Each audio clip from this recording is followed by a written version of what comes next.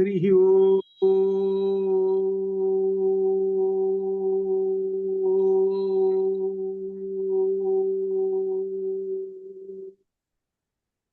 గురు బ్రహ్మ గురు విష్ణు గురుదేవో మహేశ్వర గురు సాక్షాత్ పరం బ్రహ్మ తస్మై శ్రీ గురవే నమః. జ్ఞానతిమిరాంధస్య జ్ఞానాంజనశలాకయా చక్షురున్మీలితం యేన తస్మై శ్రీ గురవే నమః. జ్ఞానానందమయం దేవం నిర్మలస్ఫటికాకృతిం ఆధారం సర్వవిద్యానాం హయగ్రీవముపాస్మహే. శృతిస్మృతిపురాణానాం ఆలయం కరుణాలయం నమామి భగవత్పాదం శంకరం లోకశంకరం. స్ఫురదిందు వికాసమందహాసా స్ఫురదిందీవరలోచనాభిరామాం అరవింద సమాన సుందరాస్యాం అరవిందాసన సుందరీం ఉపాసే. శారదా శారదాంభోజ వదనా వదనాంబుజే సర్వదా సర్వదా అస్మాకం సన్నిధిం క్రియా.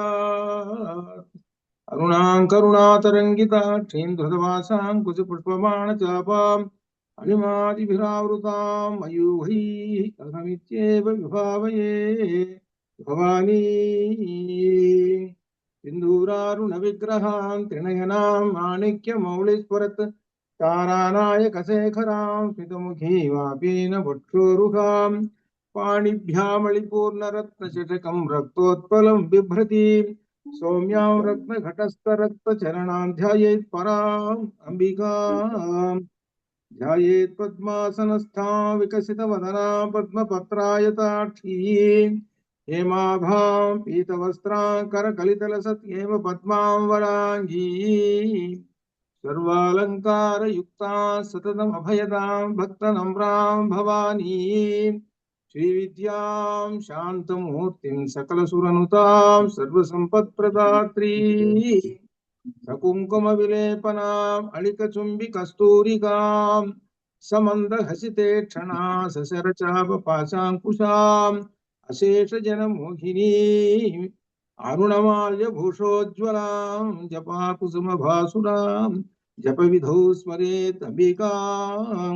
విమలపటీ కమలకుటీ పుస్తరుద్రాక్షక రుద్రాక్ష పుస్తక రుద్రాక్ష శస్తహస్తపుటీ కామాక్షి పష్ఫలాక్షి కలిత విపంచీ విభాసి వైరించి. శ్రీమాత్రే నమః. లలిత రహస్యాస్త్రం అధ్యయనం చేస్తున్నాం. ఇందులో భండాసుర వధ ఘట్టానికి వచ్చాం. భండాసురుడు అనేటువంటి ఆయన మన శరీరంలో ఉన్నటువంటి అజ్ఞానం అనే ఒక మహారాక్షసుడు. ఈ రాక్షసుని సంహరించటం, పైకి భౌతికంగా కథారూపం చెప్పుకోవటం, అనగా రాజుగారు రావటం, రాజుగారు అంటే అమాత్యులు దండనాథులు ఇలా సేనాపతులు రావటం అనేటువంటిది భౌతికంగా మనకు కనబడుతున్నటువంటి విషయం. ఇక్కడ విశేషం ఏంటంటే తాత్వికపరమైనటువంటి అర్థాలు ఇక్కడ మనలో ఉన్నటువంటి అజ్ఞానం అనే రాక్షసుని సంహరించడానికి వరుసగా చెప్పుకుంటూ వస్తున్నారు. ఇందులో ప్రారంభంలో అమ్మవారు సంపత్కరి సమారూఢ అనే దానిలో ఏనుగులు అనమాట. దీనిలో ఆ గజములు ఉన్నాయి చూసా, మనలో ఉన్న గజాలు అనే మదపుట ఏనుగులు ఉన్నాయి. అహంకారం అనే మదపుట ఏనుగులను అణిచివేయాలి అనే మాట చెప్పారు. అలానే అశ్వారూఢాధిష్ఠితాలను మన ఇంద్రియాలు అశ్వాలతో పోలుస్తారు కాబట్టి ఇంద్రియ నిగ్రహము అని చెప్పారు. ఈ రెండు చెప్పారనమాట. ఈ రెండు చెప్పాడుగా ఆ తర్వాత చక్రరాజరథారూఢ మధ్యలో అమ్మవారు వచ్చారు. చక్రరాజారథారూఢ అంటే అమ్మవారిని ఉపాసన చేయండి. అమ్మవారిని ఉపాసన చేయాలి అంటే ఏమిటనమాట, మంత్రదీక్షలు ఉండాలి.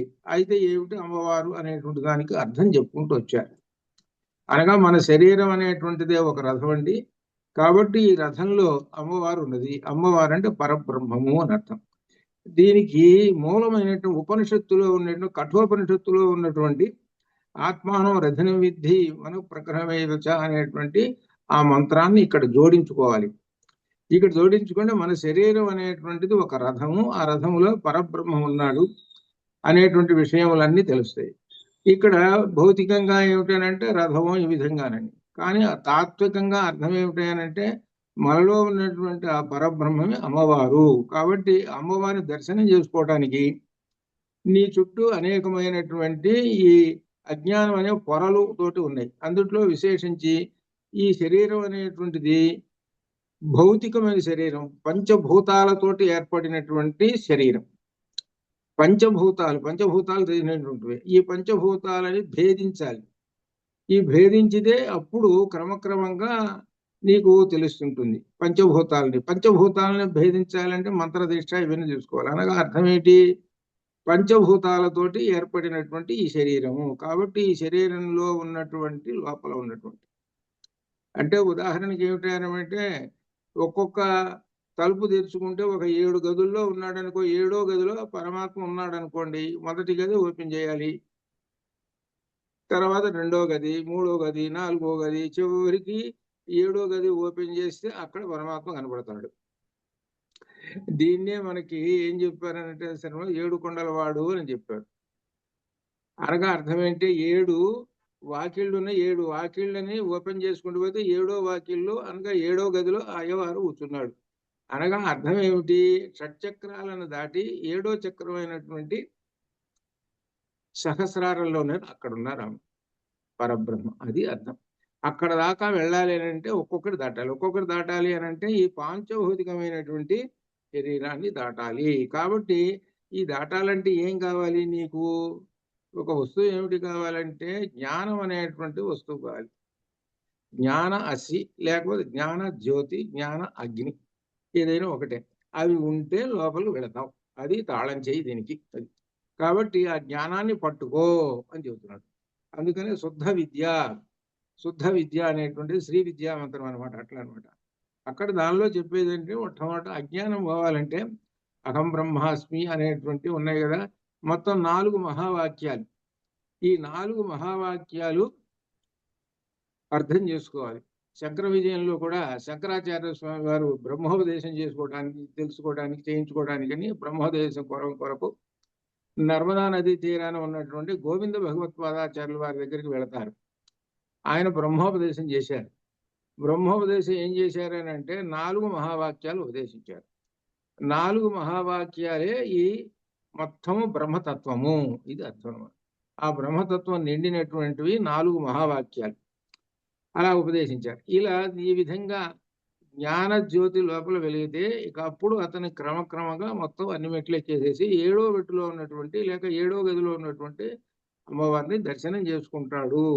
ఇవన్నీ ఏంటనమాట? ఈ శరీరం 24, 36 లేక కొన్ని తత్వాలతోటి ఏర్పడినటువంటిది. ఈ తత్వాలతోటి ఏర్పడినటువంటి ఈ శరీరాన్ని భేదించాలి. ఈ శరీరం మొత్తాన్ని ఏమన్నారంటే ఒక్క బీజాక్షరంతో చెప్పేశాడు. ఆ బీజాక్షరం లం, అదే లా. అనగా శ్రీ విద్యామంత్రంలో లా ఉంటుంది. అది ఆ లాని భేదించాలంటే దాని పక్కనే ఉన్నటువంటి హ్రీం బీజం ఉంది. హ్రీం లా హ్రీం అనమాట. ఆ హ్రీం బీజము భేదిస్తుంటుంది అనమాట. అలానే మిగిలినటువంటి అక్షరాలన్నింటినీ కూడా బీజాక్షరాలను భేదించి హ్రీం బీజం భేదించి తీసుకుపోతుంది. అంటే హ్రీం అంటే ఏందో అర్థం చేసుకోవాలి, లా అంటే ఏమిటి, కా అంటే ఏమిటి, ఇవన్నీ అర్థం చేసుకొని అవి ఎట్లా ఉపాసన చేయాలనో చేస్తే అప్పుడు నీకు పరమాత్మ, నీలో ఉన్నటువంటి పరమాత్మ సాక్షాత్కారం కలుగుతుంది అని 68వ మంత్రంలో చెప్పినటువంటి విశేషం. కాబట్టి 68వ మంత్రంలో అహంకారము అనేటువంటిది నశించాలి. అహంకారం అనేటువంటి అజ్ఞానం నశించాలి. ఆ నశించినప్పుడే ఒక విశేషం ఇక్కడ ఈ దీనిలో పెడదాం అనుకున్నా పెట్టేస్తాను. ఏమిటంటే లలిత రహస్య సహస్రనామాలు చాలా మంది పారాయణ చేస్తుంటుంటారు. అయితే వీళ్ళల్లో 2-3 రకాలు ఉన్నారు. వీళ్ళల్లో ఏంటంటే బాగా అర్థం చేసుకొని పారాయణ చేసి లేకపోతే చదివి వాటిని ఆచరణ చేసుకున్నటువంటి వాళ్ళు కొంతమంది ఉన్నారు. వాళ్ళు చాలా తక్కువ మంది ఉంటారు. వాళ్ళు మహా వాళ్ళని లెక్క పెట్టేసుకోవచ్చు కూడా వాళ్ళని. అలా కాకుండా కేవలం ఏమిటంటే ఏదో వినికిడి, ఏదో ఉపన్యాసం చెబుతున్నారు అనుకో ఎవరన్నా, ఏదో కాసేపు వినేది పోయేది, ఇంత సంగతులు. కాకపోతే ఎప్పుడో పారాయణ చేసుకోవటం. ఇట్లా కొంతమంది ఇంకొక 3వ రకం ఉన్నారు. వాళ్ళు మేము పారాయణ చేస్తాము, ఏముంది పుస్తకంలో ఉన్న తప్పులు తడకలతోటి ఎట్టొకటి చేసేసి కాలక్షేపటి చేసేసుకుంటే ఇంకొక రకం. 3 రకాలు ఉన్నారు లలిత రహస్యనామాలు. ఈ లలిత రహస్యనామాలు ఏమిటంటే పూర్తిగా మంత్ర బీజాక్షరాలు. మంత్రం ఇవి ఒక్కొక్కటి మంత్రం. షోడశాక్షరి, అష్టాక్షరి, దశాక్షరి, ఏకాదశాక్షరి, త్రియక్షరి అట్లా ఈ విధంగా మంత్రములు ఇవన్నీ మంత్రమయాలు. మనం ఎట్లయితే పంచాక్షరి అష్టాక్షరి చెప్పుకుంటున్నామో అట్లనే ఇవి మంత్రాలు ఇవి. కాబట్టి వీటికి ఏమిటి అర్థం ఏంటో ఒక్కొక్క మంత్రానికి 2-3 అర్థాలు ఉంటాయి. ఈ అర్థాలు తెలుసుకొని ఆచరణ చేయాలి ఒకటి. అయితే వీటిని ఏం చేస్తున్నారంటే తేలిక భావంతో, ఇప్పుడు మహానుభావుడు ఉన్నాడు అనుకోండి ఎదురుగా, ఆయన్ని తేలిక భావంతో చూస్తే అట్లా నీకు సాక్షాత్తుగా పరమాత్మ కనబడ్డాడు, ఎదురు కూర్చున్నాడు, నువ్వు తేలిక భావంతో ఏముందయ్యా ఒక అరగంటలో చదివి పారేస్తాను, అవతల పారేస్తాను ఈ పుస్తకం. ఇటువంటి వాళ్ళు ఎక్కువ మంది ఉన్నారు. తొందరగా పోవాలి, చదివేసేయాలి అనేటువంటి వాళ్ళు. కాబట్టి వాళ్ళందరికీ ఫలితాలు ఏంటి ఎలా వస్తుంటాయి అని అంటే, ఇక్కడ చాలా గొప్ప విషయం ఇప్పుడు రాబోతున్నది. వీళ్ళందరికీ కూడా నేను చాలా మందిని చూశాను కాబట్టి వాళ్ళకి ఏం ఫలితమో తెలుసిన, బాగా అర్థం చేసుకొని ఆచరణ చేసుకొని ఆ మంత్రమయమైనటువంటి వాటిని చేసుకున్నటువంటి వాళ్ళు ఎట్లా ఉన్నారంటే ఈ రోజు వరకు కూడా జ్ఞానజ్యోతుల వలె బ్రహ్మాండమైనటువంటి ఉపన్యాసం చెబుతారు వాళ్ళు. వాళ్ళ వయసు ఇంత వచ్చినా సరే వాళ్ళకి ఏమాత్రం అనారోగ్యాలు ఏం లేదు, శుభ్రంగా దేశమంతా తిరుగుతుంటారు వాళ్ళు. ఏది ఇట్లా ప్రాచీన కాలంలో ఉదాహరణ ఎవరు ఉన్నారంటే లలిత రహస్య శాస్త్రం వాళ్ళు అర్థం చేసుకొని మహానుభావుడు, మొట్టమొదటి మహానుభావుడు మహాకవి కాళిదాసు. ఆ మహాకవి కాళిదాసు అర్థం చేసుకొని ఆ రాసిన పుస్తకాలు ఇప్పుడు ప్రపంచ ప్రసిద్ధి చెందినటువంటివి. అట్లా అనమాట. అలా ఫలితం పొందినటువంటి వాళ్ళు చాలా గొప్ప వాళ్ళు అవుతారు అన్ని విధాలా. అది దీనిలో దోషయుక్తంగా చేసేటువంటి వాళ్ళు అనగా ఇంకొక రకంగా ఏంటంటే చాలా తేలిక. ఇందా మనం చెప్పుకున్నామే, పరమాత్మ ఎదురుగా ఉంటావు, పోలేవా, నీకు ఏముంది, ఒక అరగంటలో చదివి పారేస్తాం అవతల ఏమిటో అన్నట్టుగా ఉండేటువంటి వాళ్ళు. వీళ్ళందరికీ ఫలితాలు ఏంటంటే మొదట అనారోగ్యం, లేదా కుటుంబంలో ఉండేటువంటి కష్టాలు కానీ, ఇక చెప్పేది ఇంకేం లేదు. ఇంకా అనేకమైనటువంటి వీళ్ళకి సిద్ధిరస్తు. వాళ్ళకి చాలా మంది ఉన్నాయి కూడా, నేను కొంతమందిని చూశాను కూడా. పిల్లలకి పెళ్ళిళ్ళు కూడా వాళ్ళకి ఎందుకు అపచారం చేస్తున్నారు కదా, అమ్మవారికి అపచారం చేయటం అనమాట ఇది. ఈ అపచారం చేస్తే చివరికి తను అనుకుంటారు, అబ్బో నేను అవి వచ్చండి ఇవి వచ్చండి అవి చేస్తాను ఇవి చేస్తానంటే అని అంటారు.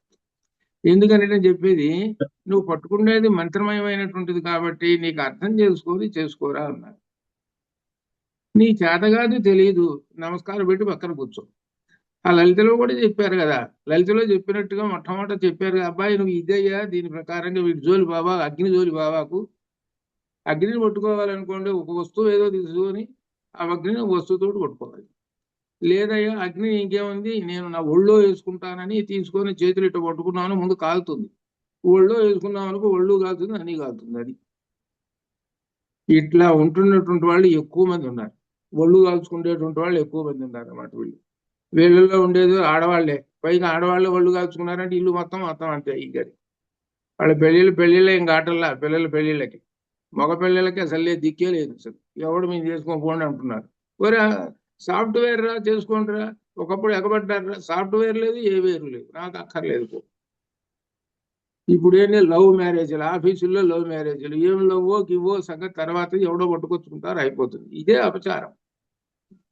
ఇటువంటి చాలా జరుగుతున్నాయి. ఏంటంటే దీనికి అన్నిటికీ అమ్మవారికి అపచారం చేయటం, ఇది దీనిలో విశేషం. దీన్ని పట్టుకునేటువంటి వాళ్ళు అందుకనే కనీసం 4 మంత్రాలకైనా అర్థం తెలుసుకోండిరా. కనీసం ఈ భండాసుర వధ అంటే ఏందో అర్థం చేసుకోండి. అర్థం చేసుకొని అప్పుడు ఇవన్నీ దేనిలోకి వెళ్ళిపోతాయి తెలుసా, చాలా మంది తెలియనటువంటి విషయం, పరబ్రహ్మంలోకి వెళ్ళిపోతాయి. ఇవి మొత్తం దేనిలోకి, నదీనాం సాగరోగతి, నదులన్నీ దేనిలోకి వెళ్ళిపోతాయి, పరబ్రహ్మ సముద్రంలోకి పోతాయి. అలానే ఇవన్నీ దేనిలోకి వెళ్ళిపోతాయి, పరబ్రహ్మంలోకి వెళ్ళిపోతాయి. సముద్రంలోకి వెళ్ళిపోయిన తర్వాత నదులు వాటి రూపాలు పొందదు, మనం కనిపెట్టలేం కదా, ఇది మహానది, ఇది ఆ నది, ఈ నది అని చెప్పలేం కదా. అట్లనే ఇవన్నీ కూడా పరబ్రహ్మంలో లీనమైపోతాయి. అందువలన వీటి విషయంలో జాగ్రత్తగా ఉండాలి. ఇది మంత్రమయమైనటువంటివి, ఆషామాషిగా కాదు. ఇవి ఏమిటంటే ఎంతటి భక్తి శ్రద్ధలు ఉండాలనో అంత భక్తి శ్రద్ధలు ఉండాలి. ఈ చెవును విని ఆ చెవును వదిలేయటం అనేటువంటిది పెట్టుకుంటే అమ్మవారిని అవమానపరిచినట్టు లెక్క. లేదయ్యా ఇదంతా దేనికి గోల నాకెందుకులే అని అనుకుంటే దండం పెట్టి పక్కన కూర్చో, ఇంకంతే. ఆ తర్వాత సంగతి ఏమన్నా సరే. అది అందులో పట్టుకుంటే సరిగా పట్టుకో, లేకపోతే వదిలేసే, ఇంకంతే. అది లేకపోతే చివరికి ఇది అనమాట ఇది. అందువలన అంతే, ఎంతో గొప్పమైనట్టు ఫలం ఉంది ఇది పట్టుకుండే విధానం. లేకపోతే అలా, లేకపోతే దాని విరుద్ధం కూడా ఉంది.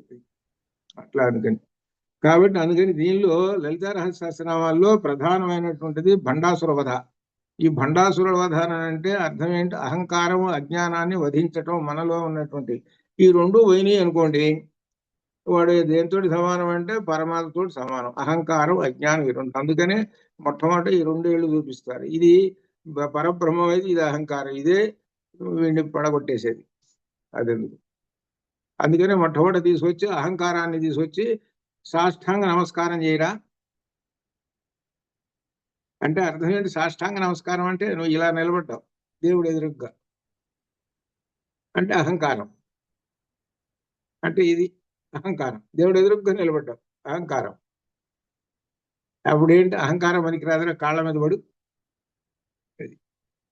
సాష్టాంగ దాన్ని దండ నమస్కారం అంటారు.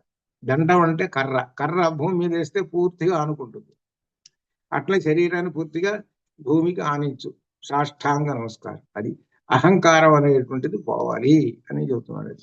ఈ అహంకారం అనేటువంటిది మనిషిని పతనం చేస్తుంటుంది. అది అదే మొట్టమొదటి దీనిలో భండాసురుడిలో చెప్పేది. ఆ భండాసురుడు పట్టాడు అనుకోండి, అహంకారమే వాడు. అట్లా అనమాట. ఈ దానిలో అట్లా ఈ విధంగా 68వ సూత్రం మంత్రం అయిపోయింది. 69వ మంత్రం చెప్పుకుంటున్నాము. 69వ మంత్రంలో గేయ చక్ర రథారూఢ మంత్రిని పరిసేవిత. గేయ చక్రం, గేయం అంటే గానం, గానం అంటే సంగీతం. ఈ సంగీతం అనేటువంటిది ఎవరు? అమ్మవారు సరస్వతీదేవి అనగా శ్యామలాదేవి లేక అని అర్థం. శ్యామలాదేవి. ఈ శ్యామలాదేవిని మొట్టమొదటగా ఉపాసించినటువంటి కవి ఎవరనంటే మహాకవి కాళిదాసు. ఆయన శ్యామల దండకం చెప్పేశాడు ఆయన. ఈ శ్యామల దండకం అంతా ఎలా ఉంటుందంటే లలిత రహస్య సహస్రనామాల జిస్టు. అది లలిత రహస్య సహస్రనామాల జిస్టు. అది ఎలా ఉంటుందంటే పైకి శుభ్రంగా అర్థంగా కనబడుతున్నా లోపల బీజాక్షరాలతోటి బాలామంత్రాన్ని నిక్షిప్తం చేశాడు. బాలామంత్రాన్ని నిక్షిప్తం చేసి చెప్పాడు ఎవరు? మన మహాకవి కాళిదాసు గారు. కాబట్టి ఆయన అంతటి గొప్పవాడు గనక, అంత గొప్పవాడైనాడు కాబట్టి ఎలా అంటే అమ్మవారిని ఉపాసన చేసాడు కాబట్టి చెప్పగలిగాడు. అందుకనే అమ్మవారిని ఉపాసన చేసేటువంటి వాళ్ళకి కూడా రైట్ రూట్ కనపడుతుంటుంది. రైట్ రూట్, రైట్ గా ఉంటారు. పరీక్ష పేపర్ ఇస్తే కొంతమంది ఆన్సర్ పంపించారు. బాలాజీ ఉన్నదన్నట్టు పంపించేసేసాడు. ఏదో 3 ప్రశ్నలకి నాకు తెలియదండి అన్నాడు. కరెక్ట్ గా ఆన్సరు అంటే కరెక్ట్ పరీక్ష రాశాడు అని అర్థమైంది. మిగిలినటువంటి వాళ్ళు నెట్ ఉంటుంది కదా, ఇప్పుడు నెట్లోట నేను మొన్న ఇటీవల విన్నా, ఒక కథ ఏదో రాశామనుకో తెలుగులో, కథ రాస్తే దాన్ని సంస్కృతంలో తర్జుమా చేయమా అని అంటే టకటక చేసేస్తుంటుంది. చేసి అప్పుడు ఏమండి నా సంస్కృతం వచ్చండి, ఇదిగోండి మార్చేసాను చూపించండి అని చూపించేస్తాడు. అబ్బో మహా సంస్కృత పండితుడు రా నువ్వు, ఈ సంస్కృతం ఇప్పుడు నేర్చుకున్నావో ఏమిటో కదా అని అనిపిస్తుంది ఎదుటివాడికి.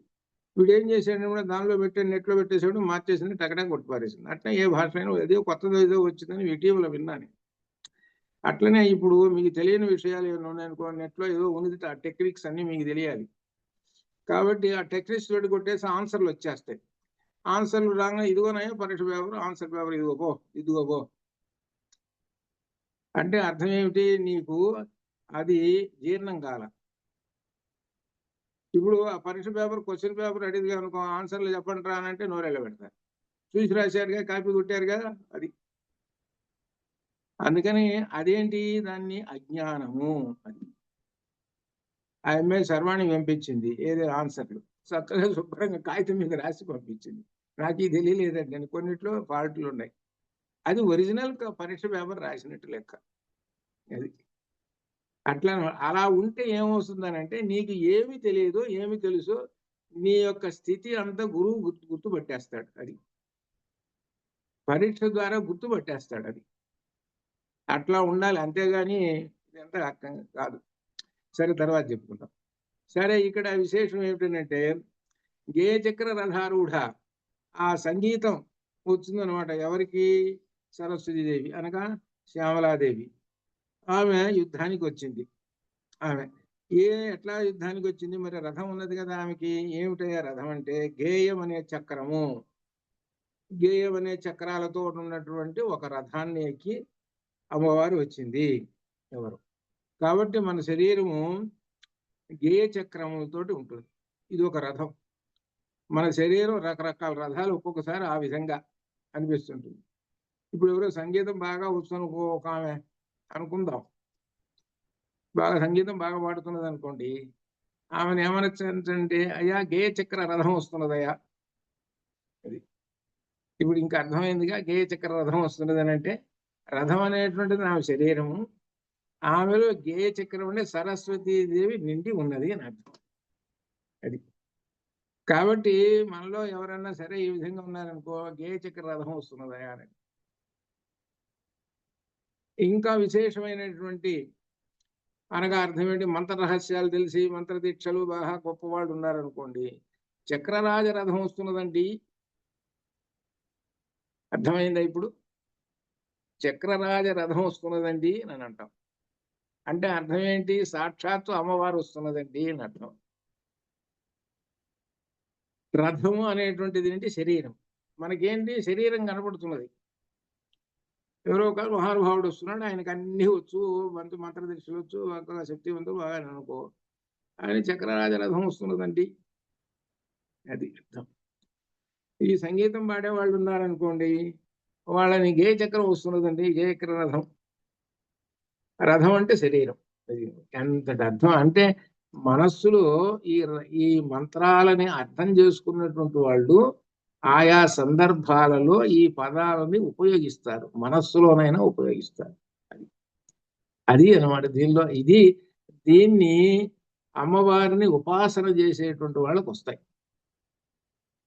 ఎవరికి రావు కదా. బాగా సంగీతం బాగా పాడుతున్నది అనుకోండి, నేను మనసులో గేయ చక్ర రథం వస్తున్నదండి అని అనుకుంటాడు. అంటే అమ్మవారు ఎంతటి విశేషం ఏంటంటే వదిలిపెట్టడం లేదు, అమ్మవారు వెంటనే వస్తూ ఉన్నది. అది గొప్ప విశేషాలు, అవి నేర్చుకోవాలి. అది అట్లా ఆ విధంగా మంత్రాలని ఇంకా అనేకమైనటువంటి ఈ మంత్రాలు ఉన్నాయి, 1000 మంత్రాలు. ఈ 1000 మంత్రాలు నేర్చుకునే విధానం వస్తుంది. సరే, అయితే ఇందులో మీకు ఇదివరకు చెప్పాను, బిందువు ఉన్నది, ఆ బిందువు చుట్టూ త్రికోణం చెప్పాను. త్రికోణం, ఆ త్రికోణం చెప్తే త్రికోణం భుజాలు ఏర్పరిచారు. ఆ భుజాలు ఏర్పరిచారు. సరే, ఎన్ని బిందువులు? 3 బిందువులు. ఈ 3 బిందువుల గురించి మళ్ళీ ఒకసారి పునశ్చరణ చేస్తున్నాం. 3 బిందువులు ఏమిటంటే, మొట్టమొదటి పై బిందువు అది 0. మనం 0 చూడతాం అంటే నాదం.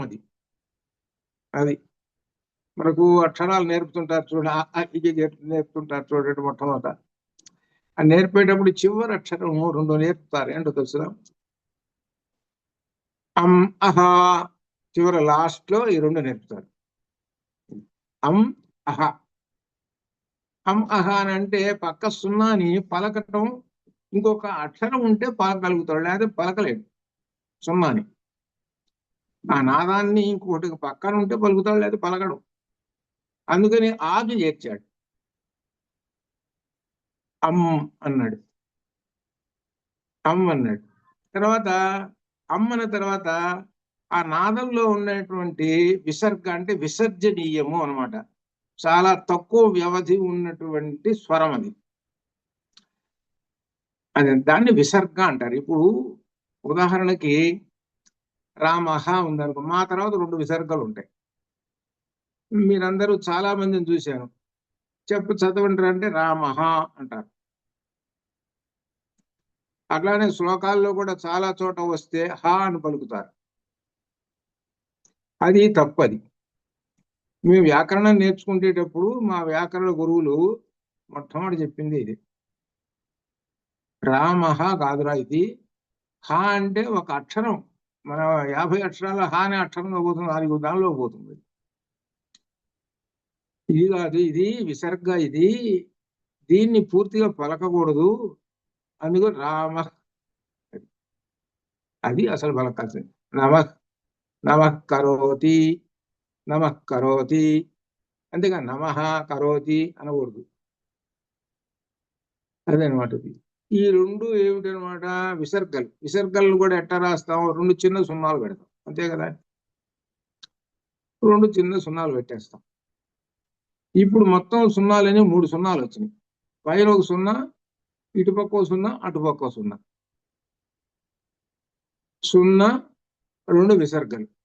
ఈ రెండింటిని ఈ మొత్తం 3 బిందువులు కలిపేశాం. కలిపేస్తే అప్పుడు ట్రయాంగిల్ అయిపోయింది. ఈ ట్రయాంగిల్ అయిపోయింది చూశారు, ఇది గొప్ప విశేషం. అన్నిటికన్నా ట్రయాంగిల్ ని అర్థం చేసుకుంటే మొత్తం అర్థమైనట్లే. ఈ ట్రయాంగిల్ మీద, త్రిభుజం మీద సమస్తము ఉన్నాయి. అనగా అక్షరాల దగ్గర నుంచి, వేదాల దగ్గర నుంచి సమస్తం అన్నీ ఉన్నాయన్నమాట. ఆ భుజాల మీద, 3 భుజాల మీద, 3 భుజాల మీద మొత్తం ఉన్నాయి. అది ఆ విషయం ఇక్కడ ఒక విశేషంగా చెబుతున్నాడంటే, త్రికోణంలో త్రికోణమే గేయ చక్రము, త్రికోణము ట్రయాంగిల్. అయితే గేయమనగా గానం చే స్తుతింపదగినది, బిందువు చే త్రిపుర సుందరి. ఆ గేయ చక్రం అని అంటే త్రికోణము, ఇంకొక రకంగా త్రికోణం. ఆ త్రికోణంలో పై బిందువు ఉన్నది చూసావు, అవి సరస్వతీదేవి అనగా శ్యామలాదేవి. ఈ త్రికోణం అంతా కూడా దేనితోటి చెబుతున్నదంటే, బిందువే త్రిపుర సుందరి లోపల ఉన్నటువంటిది. గేయం అంటేనేమో గానం చేత స్తుతింపబడుతూ ఉంటుంటుంది. త్రిపుర సుందరిని మంత్రములచే స్తుతించి జ్ఞానశక్తిని పొందాలి అనగా, అమ్మవారిని ఇదిగో సంగీతం వచ్చు, మనకు సంగీతం వచ్చు అనుకోండి, చక్కగా సంగీతం ఏదో హనుమాచార్య కీర్తనం ఏవో ఇటువంటివన్నీ ఏవో అమ్మవారి కీర్తనలు చెబుతున్నారు అనుకోండి, అప్పుడు ఎవరిని నీవు ఉపాసన చేస్తున్నావు అని అంటే అమ్మవారిని, అది అర్థం. పైకేమో హనుమాచార్య వెంకటేశ్వర స్వామి అయినా కానీ చివరికి వెళ్ళేది నదీనాథ్ సాగరోగతి, అక్కడికి పోతుంది, అక్కడికి వెళ్ళిపోతుంది అనమాట. పరబ్రహ్మానికి వెళ్ళిపోతుంటుంది అది. ఈ గానం అంతా వెళ్ళిపోయేది పరబ్రహ్మానికి వెళ్ళిపోతుంది అది. అంటే లోపల ఉన్నది బిందువు ఉన్నది చూడండి, ఆ బిందువుకి వెళ్ళిపోతుంటుంది. ఆ బిందువే పరబ్రహ్మము, అదే అనమాట. అట్లా అనమాట. కాబట్టి త్రిపుర సుందరిని మంత్రవలసింది జ్ఞానశక్తిని పొందాలి, జ్ఞానశక్తి పెరుగుతూ ఉంటుంది. ఇక్కడ ఒక విశేషం ఏంటంటే, వయస్సు పెరిగే కొంది జ్ఞానశక్తి తగ్గుతుంటుంది. నేను కొంతమందిని చూశాను, వయసు పెరిగింది, 80 వచ్చింది, మర్చిపోయినాడు. ఎవరయ్యా ఎదురుగా ఎప్పుడు పలకరించేటువంటి మనిషి, ఈ అబ్బాయి ఎవరబ్బాయి అంటాడు. చూసి గుర్తుపట్టలేడు, ఇంద్రియాల యొక్క శక్తి తగ్గిపోయింది. 80 ఏళ్ళు వచ్చింది. ఇంకొక ఆయన ఉన్నాడు, 86 ఏళ్ళు ఉన్నాయి, అప్పుడప్పుడు వెళ్ళొస్తుంటాయి. ఇక్కడ శేషాచార్య గారైనా ఉన్నారు, 86 ఆయన. శుభ్రంగా స్టాండర్డ్గా స్టౌట్ మ్యాన్, శుభ్రంగా ఉన్నాడు, పుస్తకాలు రాస్తూనే ఉంటుంటాడు, శుభ్రంగా మాట్లాడతాడు. శేషాచార్యులు గారు ఆయన చాలా మందికి తెలుసు. అలానే సలాక్ రఘునాథ్ శర్మ గారు, ఇట్లా వీళ్ళందరూ కూడా స్టాండర్డ్గా ఉంటారు. వాళ్ళు ఏ జ్ఞాపశక్తి, ఏమాత్రం జ్ఞాపశక్తి తగ్గిందంటానికి వీల్లేదు. మరి ఎట్లా ఉందయ్యా? ఇదిగో ఇదే కారణం. మరి శరీరానికి మళ్ళీ ఏమిటయ్యానంటే, శరీర ధర్మం వేరు. ఒకళ్ళు టాబ్లెట్ వేసుకోవాలనుకోండి, దాని టాబ్లెట్ వేసుకుంటూనే ఉంటారు, అది శరీరానికి వెళ్ళిపోతుంటుంది. ఇది గొప్ప విశేషం అది. అందుకని చాలా గొప్ప గొప్ప వాళ్ళందరూ కూడా ఏం చేస్తారంటే, ఈ మంత్రమయమైనటువంటి వాక్ శక్తిని పట్టుకుంటారు. వాక్ శక్తి ఏం చేస్తుందనంటే, మన శరీరానికి ఉన్న పంచభూతాలకు ఉన్నటువంటి త్రిగుణాత్మకమైన ఈ గుణాలని భేదిస్తుంటుంది. అది మనలో ఉన్న త్రిగుణాత్మకమైనటువంటి గుణాలు ఉంటాయి. ఈ గుణాలు ఏం చేస్తుంటాయి అంటే, మనల్ని ఒక్కోసారి తమో గుణం వెంటబడ్డది అనుకోండి, ఇది చెప్పే పని లేదు. అట్లా అందుకని గుణాలు కాకుండా సత్వగుణాన్ని అభివృద్ధి చెందేటట్టుగా వాళ్ళు ఈ మంత్రమయమైనటువంటి వాక్ శక్తిని పట్టుకుంటారు. అది ఈ వాక్ శక్తి. అందుకనే రోజు ఉదయం నాకు జనరల్గా మామూలుగా దేవుడి దగ్గర రాగానే మీరందరూ అనుకుంటారు అనేది కాదు, నేను పఠించే మంత్రం ఏంటో తెలిసిన, నారాయణ మంత్రం పఠిస్తా, ఆ తర్వాతనే ఈ సంధ్యావందనం. నారాయణ మంత్రం అంటే పరబ్రహ్మసు నారాయణాయ విద్మహే వాసుదేవాయ ధీమహి తన్నో విష్ణు ప్రచోదయాత్ అని ఎక్కడికైనా ఆలయానికి వెళ్ళినా మనసులో అది కానికొని ఆ తర్వాత విషయమే అంత. అది గాయత్రి మంత్రం, నారాయణ గాయత్రి మంత్రం. అది అంటే మిగిలిన గాయత్రి కాదు, అన్ని ఒకటే. నదీనం సాగరోగతి. అది అది కాబట్టి ఏదో ఒక అన్నిటికన్నా ఏంటంటే నారాయణ మంత్రం అనేటువంటిది అట్లా ఏదో ఒకటి ఉంటుంది, కొంతమంది ఒక్కొక్కటి అట్లా. కానీ విశేషమైన శక్తివంతమైన మంత్రాన్ని ముట్టుకోవటం మంచిది అట్లా. సరే, ఈ విధంగా ఎందుకంటే అజ్ఞానం అనేటువంటిది భేదించాలి కాబట్టి దీనిలో గేయము గానము ద్వారా అజ్ఞానం అనేటువంటిది భేదించచ్చు అని చెబుతున్నారు. ఇది కాబట్టి దానివల్ల ఏమవుతుంది, జ్ఞానశక్తి పెరుగుతుంటుంది. ఈ శక్తి వలన మంత్రములోని రహస్యమును అనుభవించి పొందుతారు. అప్పుడే పరమాత్మ అనగా త్రిపుర సుందరీదేవి సాక్షాత్కారం సిద్ధిస్తుంది. అది అర్థం. చక్ర అధిష్టాన దేవత అయిన శ్రీ లలితాదేవి మంత్రమును ధ్యానించి మంత్రశక్తిని పొందినవాడు మంత్రిని. ఇక్కడ మంత్రిని అనే పదం వచ్చింది దీనిలో. మంత్రిని అని అంటే మంత్రశక్తిని పొందినటువంటి స్త్రీ కాబట్టి మంత్రిని. మంత్రి అనేటువంటి పుల్లింగ శబ్దం, దీనికి మంత్రిని స్త్రీలింగ శబ్దం. కనుక ఏంటంటే లలితామాతను మంత్రము ద్వారా ధ్యానించి ఎవరైతే ఉంటారో వాళ్ళందరూ కూడా లలితాదేవి యొక్క అమాత్యులు. లలితాదేవికి అమాత్యులు అంటే మంత్రి అని అర్థం. ఈ మంత్రి ఎవరు? శ్యామలాదేవి మంత్రి. ఈ శ్యామలాదేవి మంత్రి బుద్ధిని తత్వంపై మరల్చి మంత్రశక్తిచే ఆత్మ సాక్షాత్కారం. అది బుద్ధిని తత్వం మీద మలిచి పారేస్తుంది. బుద్ధి ఉన్నదనుకోండి, ఏదో తమో గుణం మీద వెళ్ళిపోయింది అనుకోండి బుద్ధి, వాడు ఎటుపోతాడు? అజ్ఞానంలో వెళ్ళిపోతాడు. రజోగుణంలోకి వెళ్ళిపోయింది అనుకోండి, ఎప్పుడు నాయకత్వంతో కొట్లాటలు అవి ఇవి రకరకాల గందరగోళాలతో వాడి జీవితం అంతా తింటూ సరిపోతుంది రజోగుణంతో. సత్వగుణంతో వెళ్ళిపోయినాడు అనుకోండి, దాని రూట్ వేరు.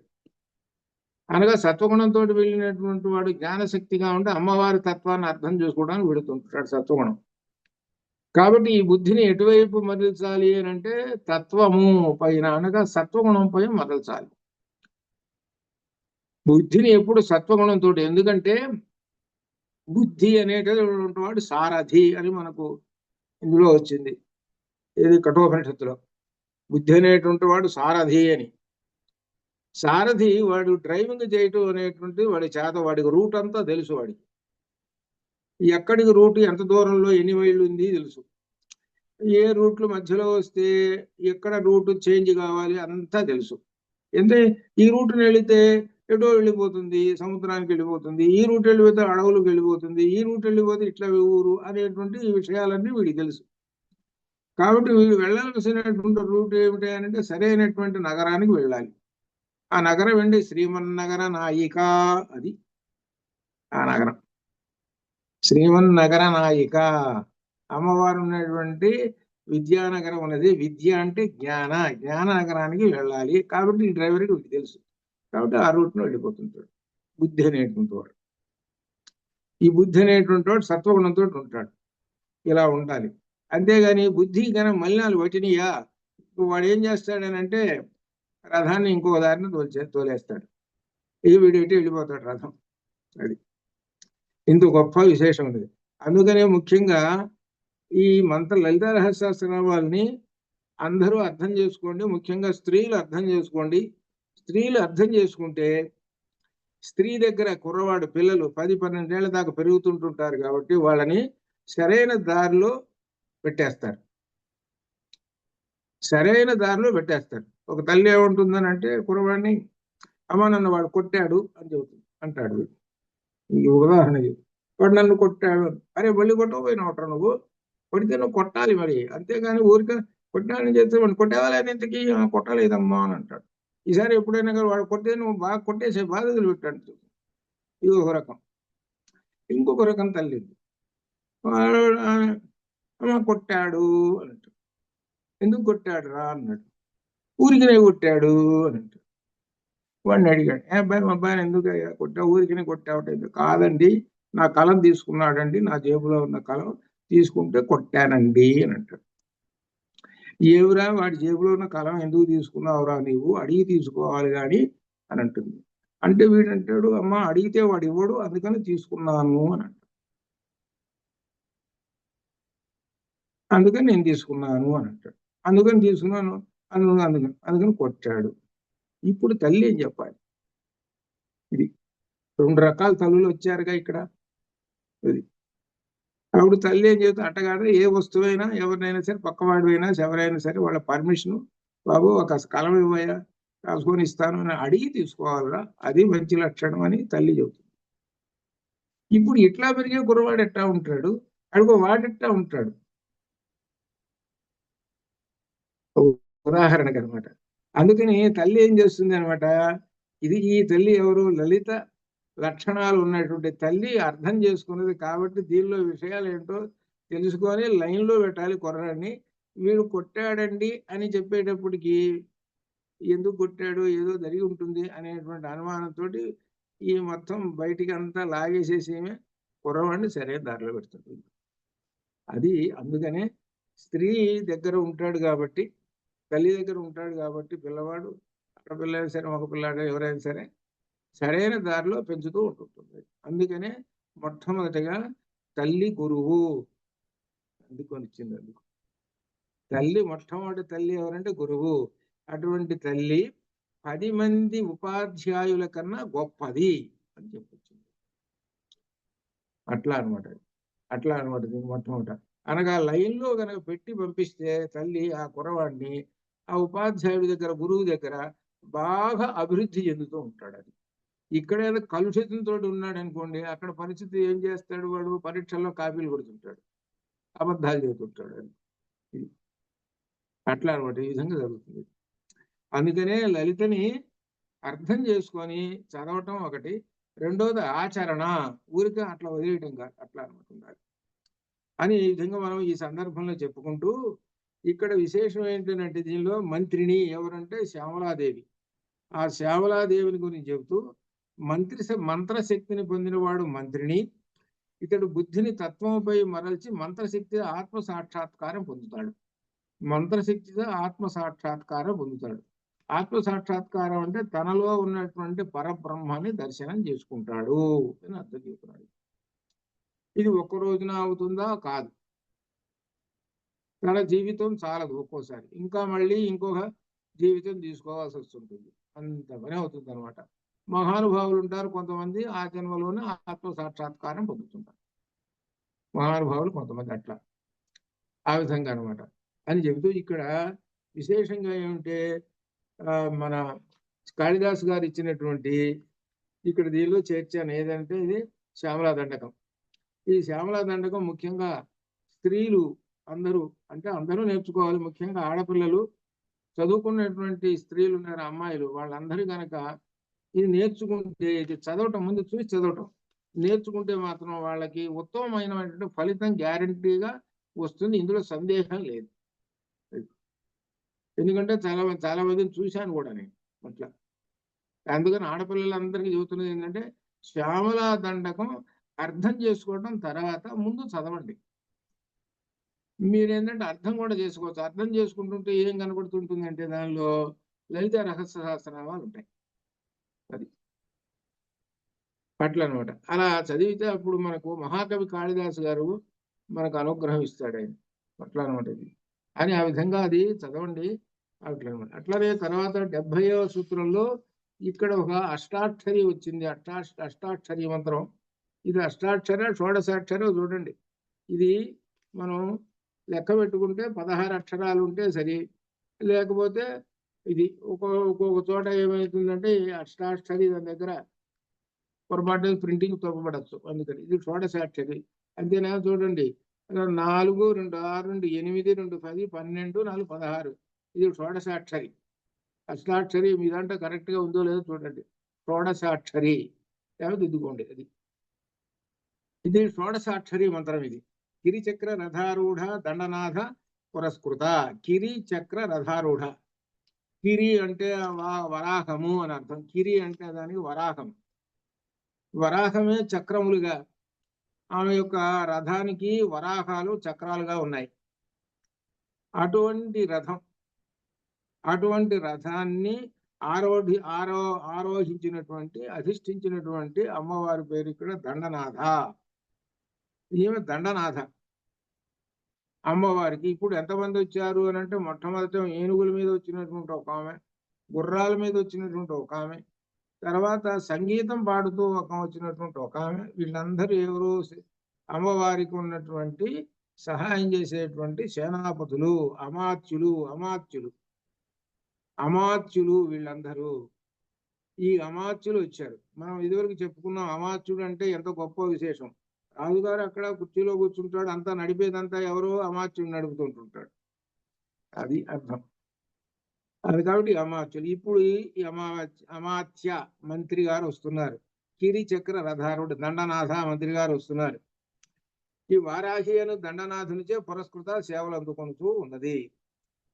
ఈమె కిరి వరాహములే చక్రములుగా గల రథాన్ని అధిష్ఠించినటువంటి అమ్మవారు. ఆ అమ్మవారి దండనాథ. ఇక్కడ ఆమె పేరు వారాహి అనేటువంటి పేరు చెప్పారు, వారాహి మాత. ఏమిటి వారాహి తోటి ఎందుకు పోల్చారు అనేటువంటి ఒక ఇది. ఎందుకంటే వరాహం యొక్క లక్షణము తీసుకొని చెప్పారు. వరాహము భూమిని గుంటలు చేస్తూ ఉంటుంది. మీరు చూస్తే తెలుస్తుంటుంది. ఇక్కడ అంటే మీకు అక్కడేం కనపడదు. అమెరికాలో పల్లెటూళ్ళల్లో ఉండేటువంటి వాళ్ళని చూసాం, మేము చాలా చోట్ల చూసాం. మేము వెళ్ళి వస్తుంటే వాగులు ఉంటాయి, వాగుల తీరాల్లో వస్తుంటాయి. అవి వచ్చి అక్కడక్కడే గుంటలు చేసి లోపల వాటికి ఆఖరి తుంగ పుట్టికలని ఉంటాయి. తుంగ పుట్టికలని, ఆ తుంగ పుట్టికలు తింటుంటాయి. వాటి కోసం గుంట చేస్తాయి. అదేనమాట. ఆ గుంట చేసిస్తే ఏమవుతుంది? గుంట చేసినప్పుడు ఈ మట్టి అంతా ఒడ్డును పోస్తుంటుంది. లోపల తుంగ పుట్టిక కోసం తినటం కోసం. ఇది వాటి యొక్క లక్షణం. ఆ ముట్టతోటి ఈ విధంగా పొడిచి బయటికి తీస్తుంటాయి అన్నమాట. అవి వరాహాలు. అది అన్నమాట. అది మనకు భౌతికంగా కనబడుతున్నటువంటి విషయం అది. అయితే ఇక్కడ ఏంటి తత్వపరంగా ఏమిటి అనేటువంటిది. ఆ భూమిని దంష్టలతో తవ్వి గుంటలు చేస్తూ ఉంటుంది. అంటే మనలో దాగి ఉన్నటువంటి రాక్షస శక్తులు, కామాదులు అనగా 6 శత్రువులు. 6 శత్రువులు ఎవరు? కామ, క్రోధ, లోభ, మోహ, మద, మాత్సర్యములు అనేటువంటి వాళ్ళని తవ్వి అవతల పడేస్తుంటుంది. మనలో నిండిపోయి ఉన్నారండి. మన శరీరంలో 6 శత్రువులు వ్యాప్తి చెందిన్నారు, ఆక్రమించారు. ఎట్లా అంటే మొట్టమొదటి ఈ 6 శత్రువులు ఒకటొకటి లోపల ప్రవేశిస్తారు. నువ్వు ముందు లోపల వరా, నేను వస్తానని అంటాడు. అట్ట మొత్తం 6 చేరారు. ఈ 6 చేరి ఎట్లా చేస్తారు అని అంటే, కళ్ళల్లోనూ, చెవుల్లోనూ, మనస్సులోనూ ఇట్లా చేరతారు. మొట్టమొదట వీడికి ఎవరు చేస్తారు 6 అంటే, వీడిని చూడండి, చిన్నప్పుడు 3 ఏళ్ళు, 4 ఏళ్ళు, 2 ఏళ్ళు, 4 ఏళ్ల వయసు కొంచెం ఊహ వస్తుంది కదా. వచ్చిన తర్వాత ఆ పిల్లవాడిని ఈ తల్లి ఎత్తుకుంటుంది. అది ఎత్తుకున్న తర్వాత ఇంకో తల్లి ఎవరైనా వచ్చారు, అబ్బాయి రాయన నేను ఎత్తుకుంటానంటే, ఆహా నేను రాను పో అంటాడు. కోరి ఆ తల్లి ఏదైనా ఒక వస్తువు ఎదురిస్తే, అబ్బాయి తీసుకో బాగుంటుంది అని అంటే, ఆహా అని అంటాడు. ఒకళ్ళు తీసుకుని నేల చేసి కొట్టేస్తాడు. రకరకాల పిల్లలు మీరు మన వయసులో చూడొచ్చు. అంటే అర్థం ఏమిటనమాట, దీనిలో ఒక చోట ఇష్టం చూపిస్తాడు, ఒక చోట అయిష్టం చూపిస్తాడు. చిన్నప్పుడే 3-4 ఏళ్ల వయసులోనే ఇష్టత, అయిష్టత రెండూ చూపిస్తాడు.